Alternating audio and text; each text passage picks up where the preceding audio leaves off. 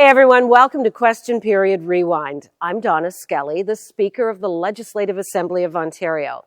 Let's go back to 1986. That's the year when the Rock and Roll Hall of Fame inducted its first batch of musicians. Among them, the iconic Ray Charles, Buddy Holly, and of course, Elvis Presley. Tina Turner was also receiving praise in California, where her star on Hollywood's Walk of Fame was revealed.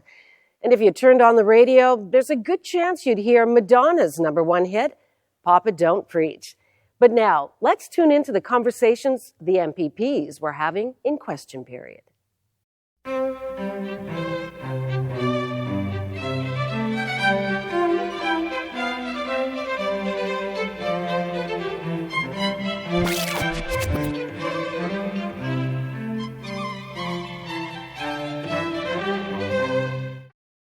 Questions? The Leader of the Opposition.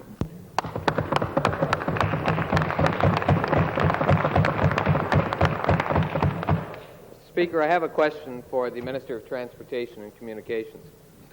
The question is this: How is it that UTDC, in which the taxpayers of this province have invested over $160 million, UTDC, which projects a profit of $23 million over the next 3 years, UTDC, which is expecting over $4 billion worth of sales as a result of Expo 86, has now had its sale to the private sector so mismanaged by you and the Premier's special advisor, Mr. Kruger, that Lavalin is now indicating, in the words of an anonymous high-level government official, Lavalin is now offering it to take it off your hands for a washout.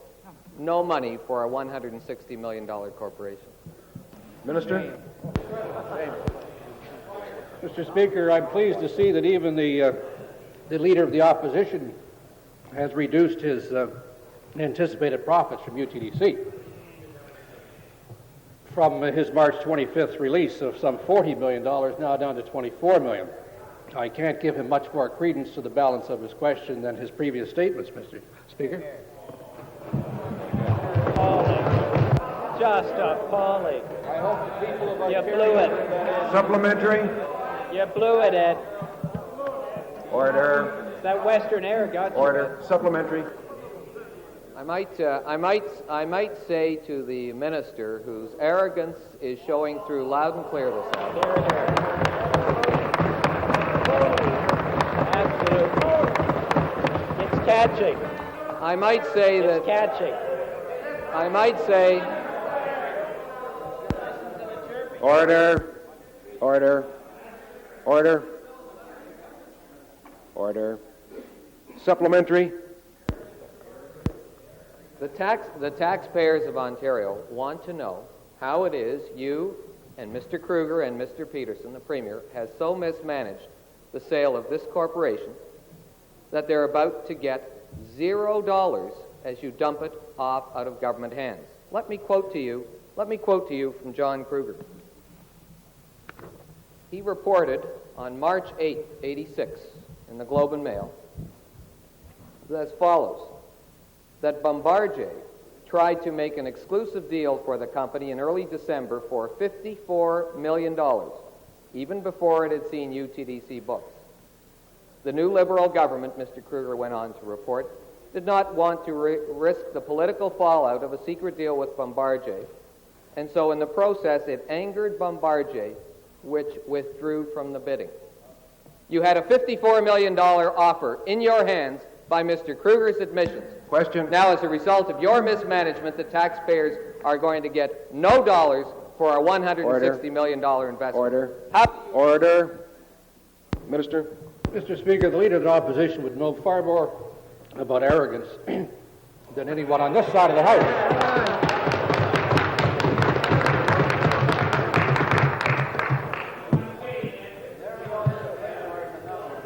Mr. Speaker, as the Minister responsible for UTDC, I think it would be irresponsible for me to respond to a question that is to some unknown source in the newspaper.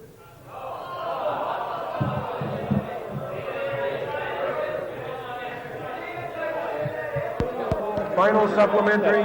The Premier's arrogance is catching, that's obvious. Final supplementary. Absolutely appalling. Absolutely appalling. Order. $54 million and you don't think it merits an answer? Order. Maybe the member for Brantford would control himself. Difficult. Final supplementary. It's difficult. I say to the minister, he can't hide from the public forever on this issue. He's going to have to answer these questions. I invite him to answer these questions in this assembly where it is his responsibility to answer these questions. Now, my final supplementary is this. You alleged through Mr. Kruger that you were getting $36.7 million guaranteed bid, not subject to withdrawal by Lavalin, but a guaranteed bid for this company. You then, without signing a final arrangement, commissioned Wood Gundy to do this study in an attempt politically to justify the price you had gotten.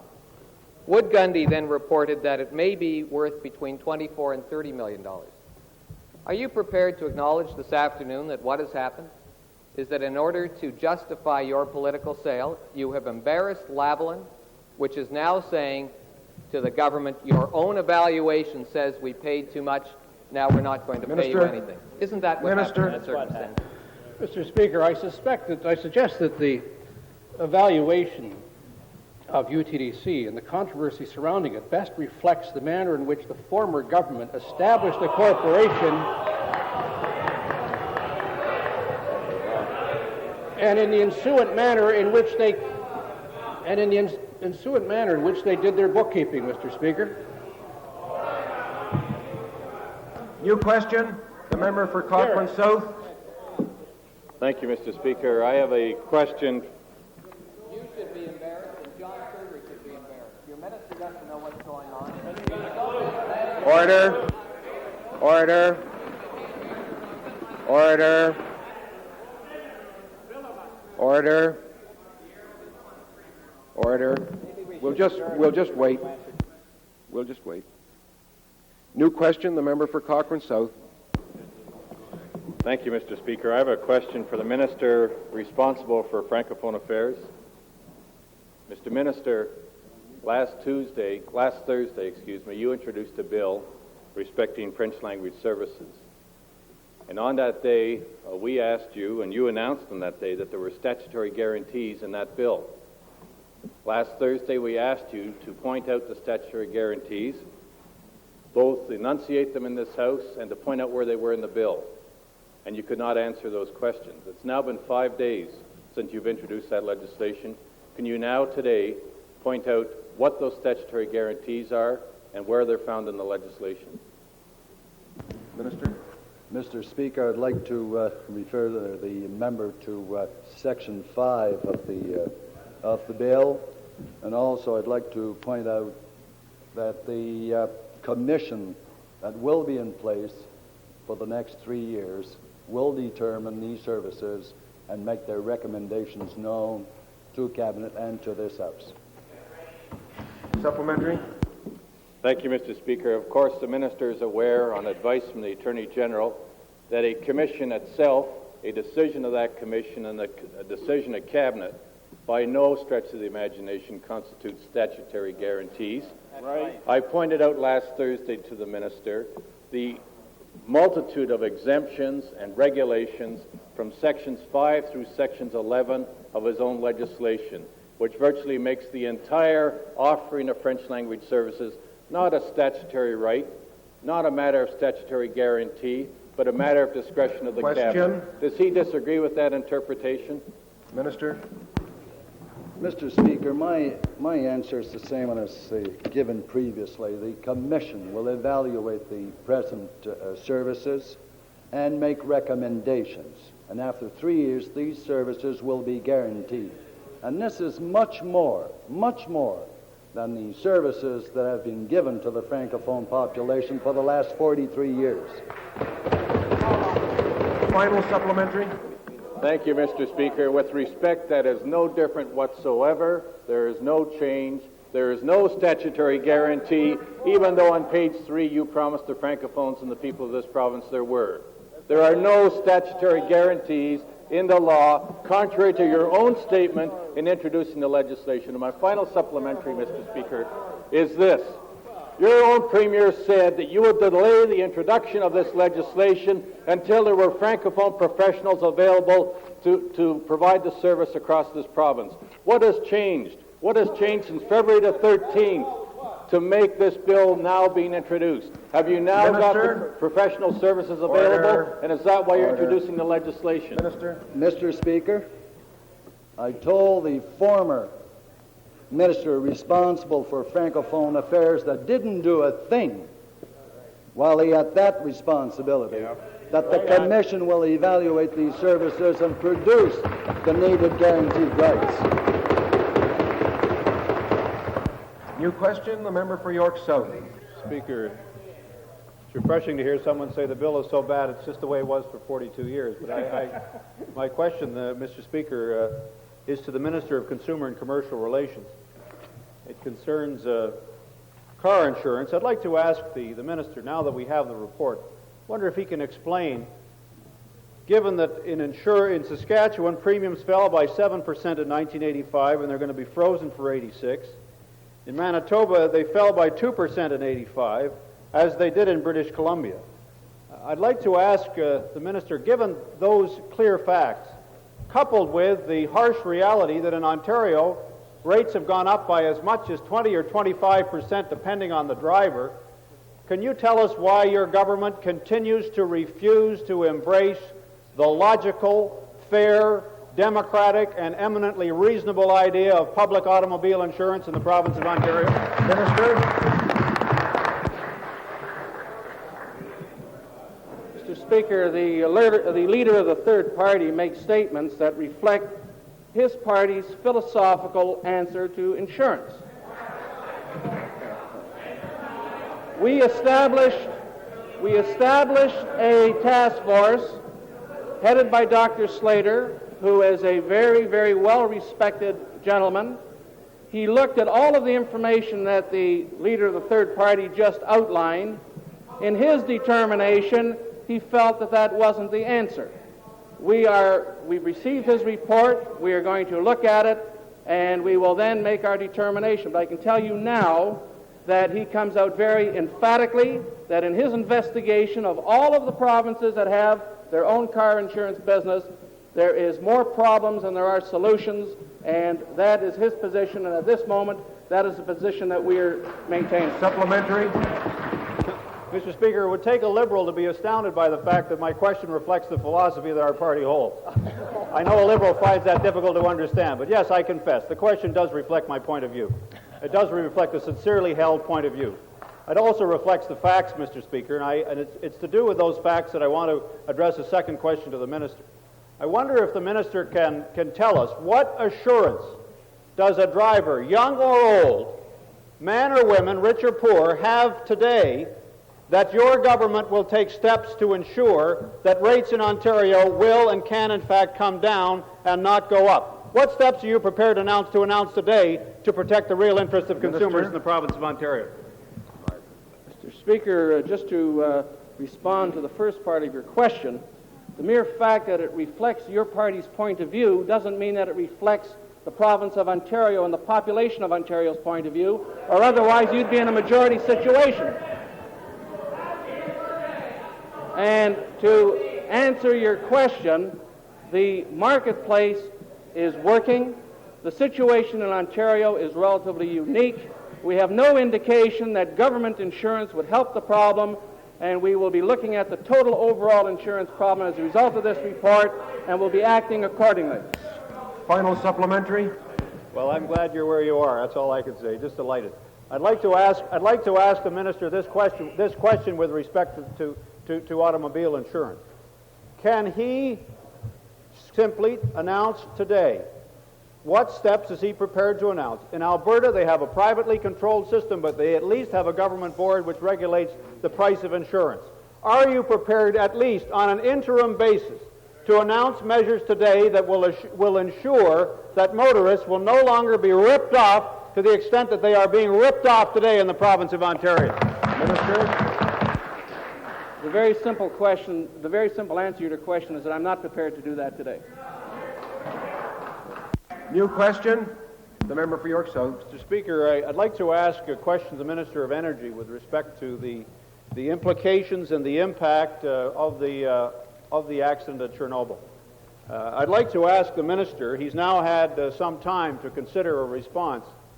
I'd like to ask him if he can point to one change in public policy, one shift in point of view, either in his ministry or in Ontario Hydro or at any other level, that reflects the implications of the accident which took place some 10 days ago. Minister? Mr. Speaker, the problem that I have in replying to that kind of a question is no one knows what happened at Chernobyl. And I think we'd be less than responsible if we don't wait to see exactly what happened and how we should respond. I'm not sure that what happened in Chernobyl with a graphite reactor is something that could happen here. So I tell you with the greatest commitment that we would have on this side, that when we know full well what transpired at Chernobyl, we'll be up in the legislature here reporting to the Assembly. Supplementary? Mr. Speaker, the Minister's view seems to reflect that dangerous complacency that simply says it can't happen here. And I'd like to, well, that was what I heard from the Minister's statement. That's the answer that I heard very clearly. Well, if the Minister has a different answer, let him give it. I'd like to ask the Minister by way of supplementary, can you explain why no steps have been taken following your statement last week with respect to the need for a systematic study of safety and of the implications of a serious accident with respect to any of our plants? Can you explain why no steps have been taken in that direction, no indications have been made of the need for an independent study, no steps have been taken with respect to the need to change and shift Ontario's policy? Is the Minister saying that there's no steps going to be taken with respect to what's happened? This government has taken many steps as to where we're going to go. We're looking at alternatives, and we're looking at hydraulic generation, we're looking at conservation, we're looking at cogeneration. We're not going to put all our eggs in one basket. We're looking at all those options. And I want to tell you something that you are fully aware of, that one of your former members, Donald McDonald, was there as chairman of a select committee that looked into the safety. And I'm sure that he was satisfied at that time and right up till this point in time that our reactors, in fact, are those that workers feel safe to work in. Final supplementary. Mr. Speaker, since the Minister has referred to that report, let me remind him quite simply of the following facts. That recommendations from both the Porter Commission and the Select Committee, the McDonald Committee that he referred to, suggested a thorough examination of the likelihood and consequences of a serious nuclear accident. Now, the Minister must know that recommendation, that specific recommendation with respect to the implications of a nuclear accident, were systematically ignored. They were ignored by Hydro, they were ignored by AECL, AECB, and they've been ignored by the Government of Ontario. I'd like to ask the Minister, since you have endorsed that report, apparently today, are you prepared to at least undertake the minimal step and undertake such a study, such a review, so as to assure the citizens of this province that a province which is going to be 70% nuclear dependent by 1990, thanks to your government and your decisions and your priorities, will at least have the safest system in the world? Mr. Speaker, I think the first response that I have to that is this was not our decision.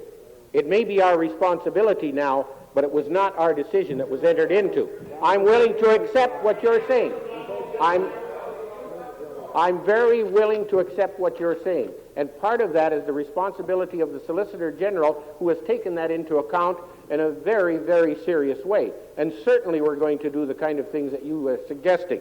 But the one thing that gives me some comfort, and I should tell you, that the hydro workers themselves say it all, CUPE Local 1000, that they work in the plants and are the strongest supporters of the safety of the nuclear plants in Ontario. Now, I'm not going to the defense to the point that I'm not going to look into the alternatives, but I think the workers that work in those plants say it all. New question, the Leader of the Opposition. I have another question for the Minister of Transportation and Communications, because I want to give him the unfettered opportunity to explain what it was that happened to destroy a $160 million investment into zero. My question to the Minister is this. He made quite a fanfare together with Mr. Kruger several months ago. that he was allegedly getting $71 million for the sale of UTDC to Lavalin. Could he explain to the House and to the taxpayers of this province what has transpired from that day to this so as to cause Lavalin to withdraw from its offer and for you to lose an alleged $71 million? Minister? What happened? Certainly don't agree, Mr. Speaker, that the offer is causing less than what we indicated back in March. The offer the leader will be aware of contained the allowance for the bidders to, in fact, take a detailed look at the accounting practices and the books. And one of the things that is of particular concern to us as well as the bidders is that of the liability which is ongoing, which the Leader of the Opposition is very much aware of, since he was the Treasurer when some of those liabilities were entered into. Supplementary? Well, you announced the deal. You announced the deal before you had signed a firm offer. You were the ones that stood up and trumpeted $71 million without, it turns out, having a commitment from Lavalin. You then commissioned a report which said to Lavalin, John Kruger has said to the world, David Peterson has said to the world, we got $71 million from Lavalin. You then got Wood Gundy to say to the world, Lavalin, they took you. The company, in Wood Gundy's view, is worth $26 to $30 million. Are you prepared to admit that when this became public, Lavalin called up and said they're not prepared any longer to be held out to the public as paying $71 million for something that your own report said is worth $26? Mr. Speaker, we did not announce a deal. We announced the award to a successful bidder to further explore the possibility of negotiating the privatization of the corporation. It's that simple. New question. The member for Port Arthur. Thank you, Mr. Speaker. I have a question for the Minister of the Environment. Can the Minister tell me what specific safeguards he is implementing as a result of his ministry's findings released last Friday that the most toxic form of dioxin, 2378 TCDD, has been found at the level of 210 parts per trillion in the primary settling lagoon at the Boise Cascade Mill in Port Francis?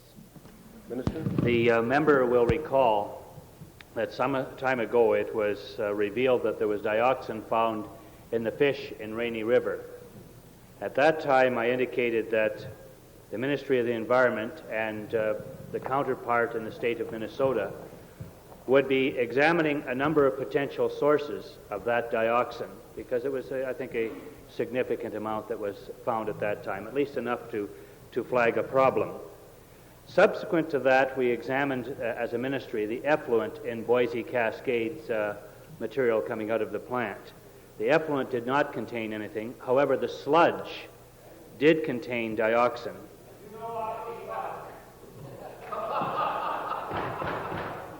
And I know this is a serious matter, and you would consider that. And no, I cannot say that is the case. I think that was a pretty well-known fact. Order. The minister was actually starting to answer what I guess was a supplementary question. Is there a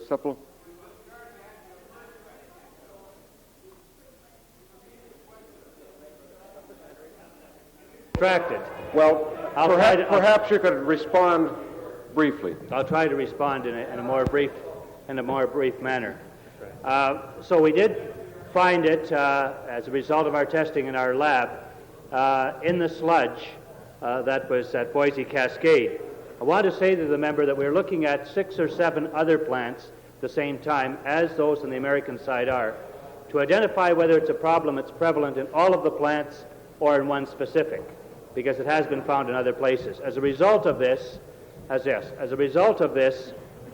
we are working with the companies to determine how they might change their processes in order that we would avoid the production of dioxin. Supplementary? Mr. Speaker, Does the minister not agree with the present Minister of Health, who said in 1983, sweet assurances from the ministry that all is well in the face of a growing dioxin threat are beginning to ring hollow? When will the minister be in a position to tell us that his ministry has accepted its responsibility to guarantee, one, that these discharges are not going into the Rainy River in any way, shape, or form, two, to determine what it is in the kraft milling or pulping process that appears to produce dioxin as a byproduct, and three, what is causing the contamination levels of dioxin in the fish in the Rainy River? First of all, the member is absolutely correct that it is the responsibility of the Ministry of the Environment of Ontario, no one else's responsibility, to determine that. And we are in a position to tell you that that is why we did the testing of the fish, first of all, did the testing of the effluent, and did the testing of the sludge. At this time, as I say, we are working with the companies, our officials, to determine what the source is so that the procedure that is used that produces dioxin as a byproduct can be changed so that we no longer have that byproduct making its way into the environment. I think it's a legitimate concern. We're moving very quickly, and at the earliest opportunity, of course, we will have, we hope, the solutions to that. New question? Member for Sarnia. Question for the Minister of Industry and Trade and Technology. A senior member of the Cabinet has recently stated that he favors enhanced trade with the United States. I wonder if the Minister would perhaps draw some distinction between what the term enhanced trade with the United States means as opposed to freer trade. Minister? I would take it that enhanced trade means increased trade. You know, I'm glad to hear that the government has got an identifiable position, Mr. Speaker, and that they are in favor of more trade. That's just delightful to hear that. But I'd like to know what the government is going to do about enhancing trade with the United States if, in fact, you are in opposition to some form of freer trade, or if you are, in fact, in opposition to some of the discussions that are going on at the present time on the part of the federal government. Would you, my question, Mr. Speaker, would you please clarify for this House what your position is on enhanced trade, freer trade, free trade, trade liberalization, or anything else to do with trade so that we'll know? Minister? I find it very hard to understand who a previous member or Minister of Industry, Trade and Technology doesn't really understand the issue. The thing is that we will work very hard for increased or enhanced trade to raise our trade figures with the United States forever, I hope, pending what comes out of the free trade. New enhanced question? Trade, increased. New question, the member for Ottawa Centre. Thank you, Mr. Speaker. My question is to the Minister of Housing.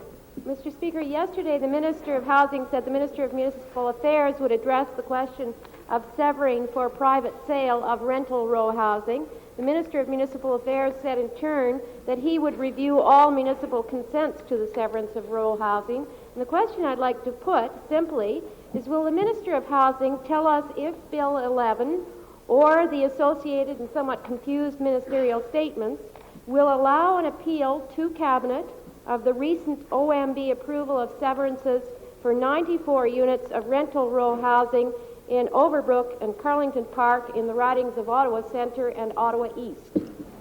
Minister? If I understand the member question, you're asking if that case will allow an appeal from the OMB to the Cabinet. Is that what you ask? Okay. I cannot answer that question. I'd have to check and get back to you on that if it can be appealable. Sure, if while the Minister's checking, if he would also inquire of whoever tells him whether under Bill 11 the tenants of the 90 rental units of the Bonaventure Apartments at 180 McLaren in the riding of Ottawa Centre can follow steps which will lead to an appeal to Cabinet to prevent their building from becoming unit by unit converted to an apartment hotel. Minister? I will also check into that too, Mr. Speaker. New question, the member for High Park, Swansea. My question, Mr. Speaker, is to the Premier. On February 12th, the Premier promised his government would not unilaterally interfere with municipalities on the issue of conversion. He said in a reply to my question about protecting tenant ownership, quote, "The power is in the hands of Metro. Surely you're not asking me to impose my will unilaterally, one way or another, on this situation. No good yuppie would do that kind of thing," unquote. I would like to ask the Premier, Mr. Speaker, how does our good yuppie Premier explain this blatant policy flip-flop whose acrobatics outmatch even such masters as Rosenberg and Player? Is this another example of the liberal version of keeping your promise? And what kind of political con game is he playing now when he's got even his own Minister of Housing paralyzed in total confusion? Premier.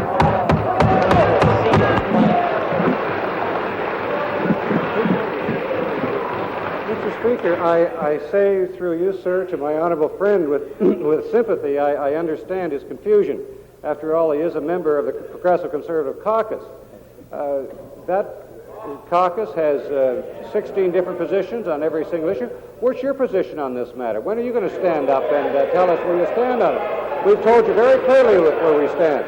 We have brought in that law of yesterday to address problems that we think are serious, that will last for 2 years, that will ultimately allow an appeal to the Cabinet, and that's very clearly where we stand. Supplementary? I'm surprised by this flippant answer. My question is, will he not admit that he has misled this member, he has misled this House, he has misled his own Liberal Party association in High Park, Swansea, which officially supports conversion? Now, is he playing another con game with his Liberal cronies? What is his game? Order. Order. Would the member take a seat? Would the member withdraw the words he used regarding misleading? Mr. Speaker, unlike the Premier, I do not mislead the people of Ontario. Order. Order. I will ask. Order. Order. I will ask. Order. I will ask the member once more, will you withdraw those words? Mr. Speaker, I think the Premier should withdraw his previous statement of February 12th. That is a no. I have no choice but to name the member. Please remove the member for the balance of the day.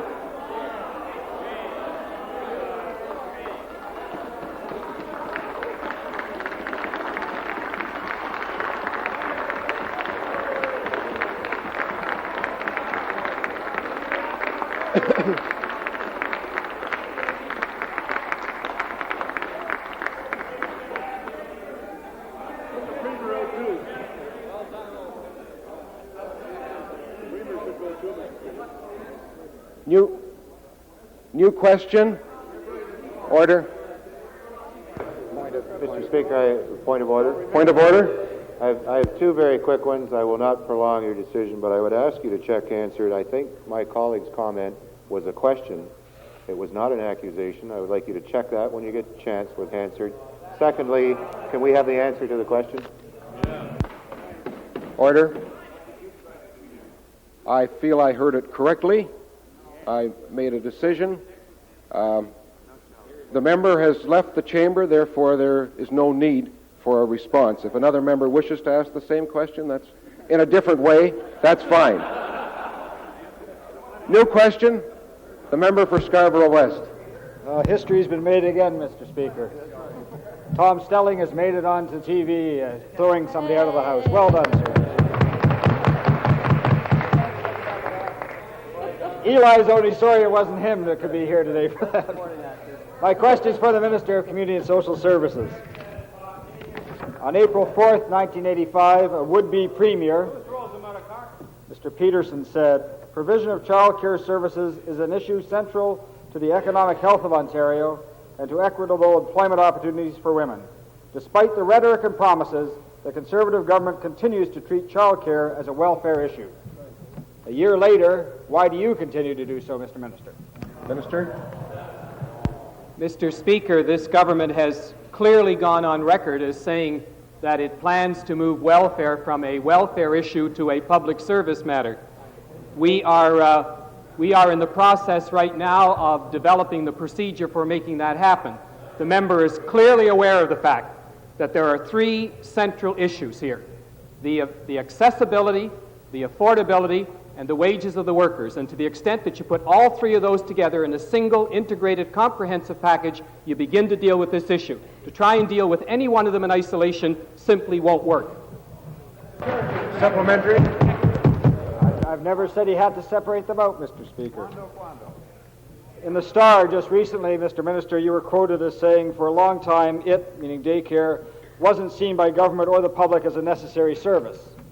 I presume from what you're saying that you do see it as a necessary service.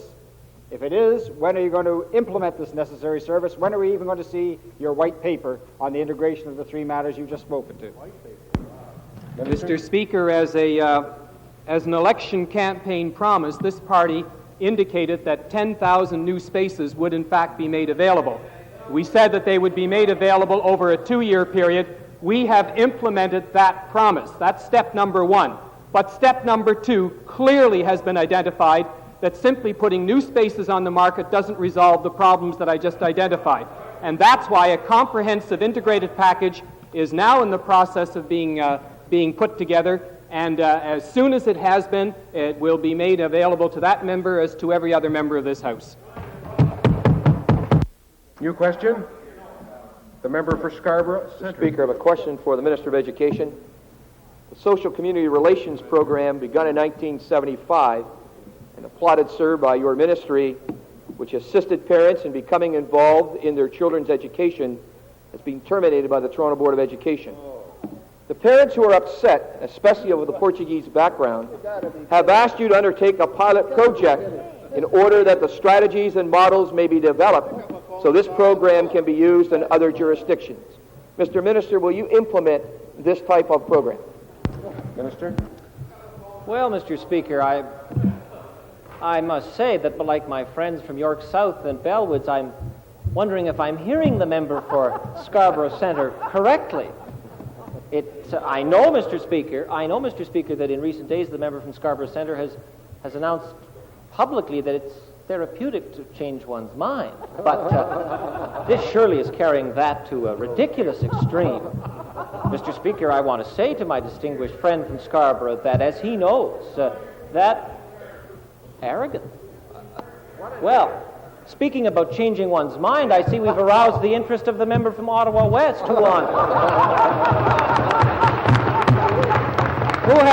who has been publicly undressing on a public policy matter for the last 6 months, and we're about, Mr. Speaker, to see that emperor without any clothes at all in a few days' time.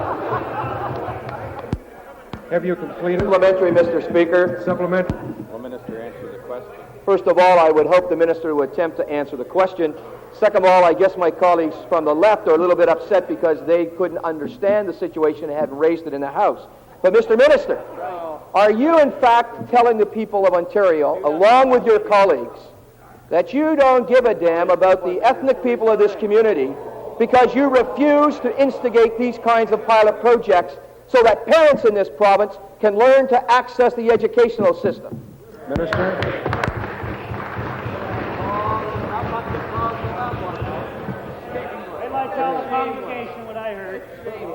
Mr. Speaker, as my friend from Brantford and I would know, that is surely not the vernacular in which the Honourable Reverend Gentleman from Scarborough was schooled. And in front of all of these young people, I'm sure the education spokesman for the official opposition would want to review that kind of language. Mr. Speaker, I want to say to the honourable member, as he knows, these are matters that are properly before the Toronto School Board. The Ministry of Education has its responsibilities. I intend to take those very seriously, but the particular matter to which he makes reference is one which falls within the purview of the local board. It has taken a decision. I am sure the honourable member, along with his friends in the official opposition, including the leader of the opposition, might want to take this up with their friends on the Toronto School Board, but it's quite properly a matter of their jurisdiction. New question. The member for Lake Nipigon. Thank you, Mr. Speaker. I have a question for the Minister of Natural Resources. what steps is your ministry willing to take? What concrete step is your ministry willing to take to ensure that the paper mill Kimberly-Clark in the township of Terrans Bay will not close? Minister? Mr. Speaker, I'm sure that question was answered by the Minister of Labor. As the question relates to me, we assured the mill that Ministry of Natural Resources was going to provide the materials necessary to keep the mill going. I'm sure the member would admit that that's the only responsibility that I have as relates to that mill operation, and we have given that guarantee. Supplementary. Order. Supplementary, the member for Port Arthur. Will the minister then guarantee that should Kimberly-Clark close that mill, those timber rights will be withdrawn from Kimberly-Clark, and that any successor company must guarantee to keep that mill open to get those timber rights? Hear, hear. Minister? Mr. Speaker, I would have to look into the legal ramifications, but well, just a minute now. Let's talk about the contracts being binding or not. But I'm saying...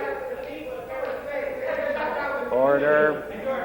Order. No, I am not. No, I am not. If it's within my prerogative to do that, to guarantee those jobs, I certainly will give you that undertaking.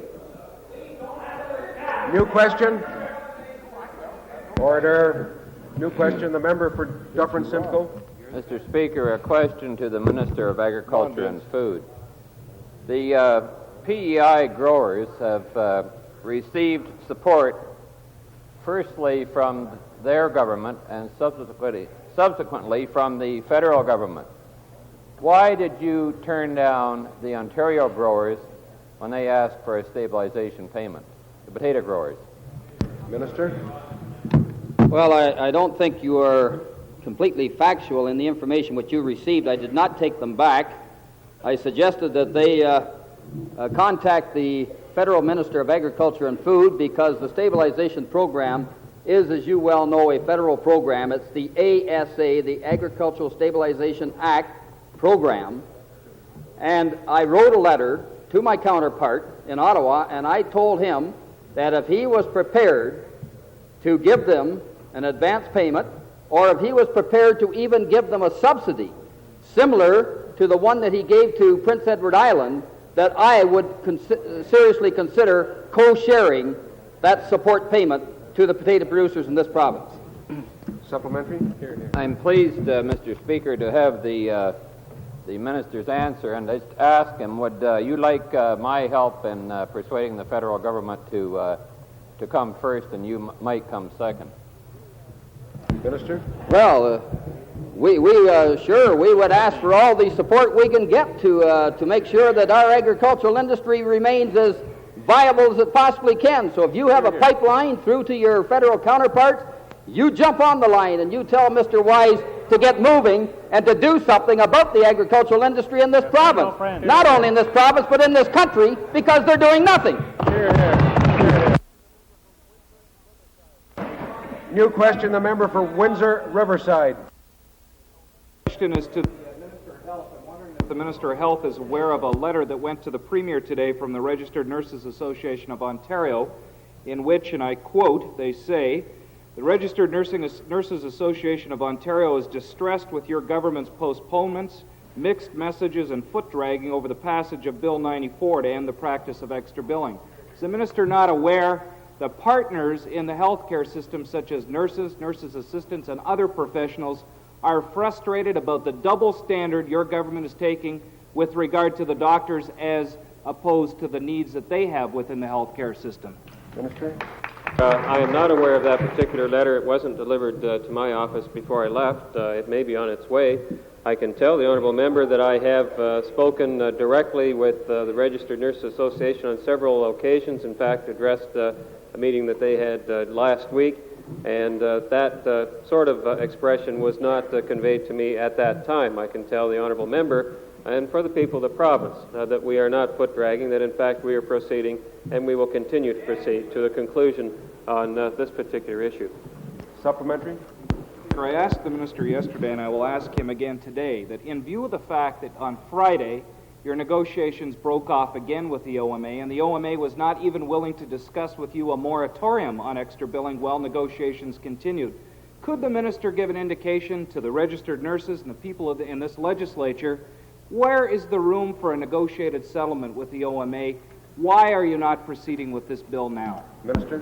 Well, Mr. Speaker, I think the honourable gentleman knows that the bill is currently in committee, that we are dealing with Bills 54 and 55, that there is then, in addition, Bill 30.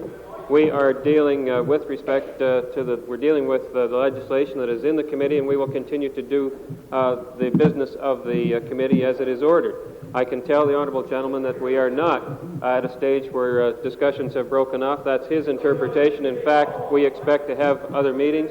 And, Mr. Speaker, I think that the honourable gentleman would want to know that we are taking every effort, every step to ensure that we find out whether or not there is a middle road. And, in fact, we are anticipating still some new material to be forwarded to us at an appropriate meeting. New question, the member for Cornwall. Merci, Monsieur le Président. J'ai une question pour le ministre de l'Éducation. In the speech from the throne, your government has indicated that you would be addressing the needs of the functionally illiterate. Do you have a specific program in place to address the needs of the francophones who are functionally illiterate?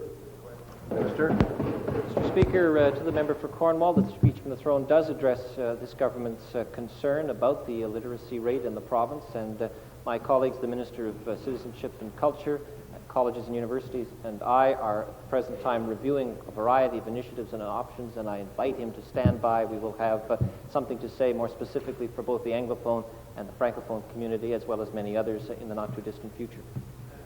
Supplementary? Thank you, Mr. Speaker. I'm willing to stand by, but I don't know for how long. My supplementary is, are you going to be consulting with the groups like IEFO and CSFO? My friend from Cornwall knows only too well from our cooperative and consultative effort on École Secondaire La Citadelle. Of course I'm a consultative fellow, and I will consult with the organizations to which he makes reference and a host of others, because this government is quite concerned about... Now we've aroused the squire from Moose Creek. I want to say, Mr. Speaker, that I'm prepared to go to Moose Creek and to have the representations of my friend from Stormont on. Order. We'll talk about Moose Creek some other time. New question. The member for Essex North. Thank you, Mr. Speaker. My question is to the Minister of Natural Resources. Now that the Minister has set up his lame duck committee to study the flooding problems along the Great Lakes, I would like to ask him if he is prepared to include in his committee some knowledgeable individuals on this subject from the riparian groups to offset his collection of party hacks. Minister? Mr. Speaker, I'm tempted not to respond to that, but I shall. I'm sorry that you feel that way about that whole involvement, because I think we're doing something that augurs well for the people along the lakefront. James McGuigan, who's the chairman of that committee, and representatives from cities along the lakeshore, certainly in my book, are not hacks. I think they're people that are genuinely concerned about what's happening and are going to do a good job for us. And you're privileged to go there and make your feelings known. The only time you've done too much is to get up in the legislature and say what's wrong. We're looking for you to help us to tell us what's right and help us go in the right direction.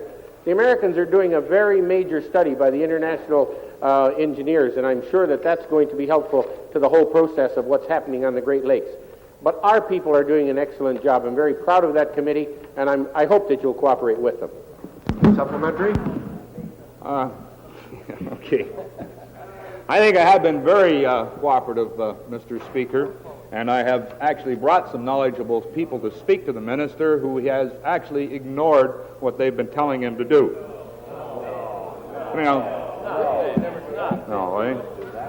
No different than the previous party, Mr. Speaker. Okay. So now with the supplementary? Yes. We cannot afford, Mr. Speaker, to wait while millions of dollars in property damage occurs. You were the previous minister, you've done nothing. Will the minister tell us when the committee will actually begin its public meetings so they can get on with their task force very quickly. Minister? That particular member really knows how to hurt a guy. I have to tell you, compared with the former government, that's about all I could take. The fact that the committee has had their inaugural meeting, that they will have a list of where the meetings will take place, will be provided to you. The fact that there's another important player that you should also be addressing yourself to is the federal government. And you know that we have had a great deal of correspondence with the Honorable Tom McMillan as to relate to any controls or any kind of investigative help that they would give us at the federal level is ongoing. And I think that you're going to have to look for a major commitment from the federal government when you're looking at a province that has 3,000 miles of shoreline, and that's going to take considerable kind of effort and money to do anything about, and it's of necessity going to need the cooperation of the federal government and indeed the government of the United States. It's really an international problem. New question? The member for Simcoe Centre. Thank you, Mr. Speaker. Mr. Speaker, I have a question for the Minister of Tourism and Recreation. Hopefully his microphone will work so we don't have to listen to a 3-page report tomorrow. Can the Minister explain why the application forms for the Ontario Capital Funding Program he announced in January were only made available last week? Minister? Mr. Speaker, I'd just like to say that the Ontario Capital Grant Program, which was announced, is the first program in 3 years that we have had. A lot of thought has gone into this program, and I'm delighted that we're now out and in place. Supplementary? Supplementary, Mr. Speaker. The reality of this great program that the Minister is telling us he's announced is that he's done nothing for 4 months but announced the program. He's so busy getting his glossy picture on the face of magazines trying to look good, he won't run his ministry. Mr. Minister, it took a lot of squeezing to get his head in, too. My question is, with only 18 working days left from today, you expect the applicants out there to fill out some 32 questions on an application form and return it to you by May the 31st. In view of your mishandling of this, will you agree to extend the May 31st deadline for the applicants that are out there that need some of that Minister? money? Yes, sir. Mr. Speaker, no one will be penalized because of the date. The people in the field, our client groups, municipalities are just delighted with this program, and the applications are starting to come in, and it's going to be a very successful program. New question, a member for Hamilton East. A question to the Minister of Industry, Trade and Technology. Is the Minister aware of the decision of the ABEX Corporation of Baltimore, Maryland, to cancel the rights of the Canron plant in St. Thomas, represented by Local 4815 of the United Steelworkers, to manufacture brake shoes for the CNCP Railway, and what is he doing about it? Minister? Mr. Speaker, I'm not aware of it, but if the member would be pleased to forward any information he has, I'll do what I can to help.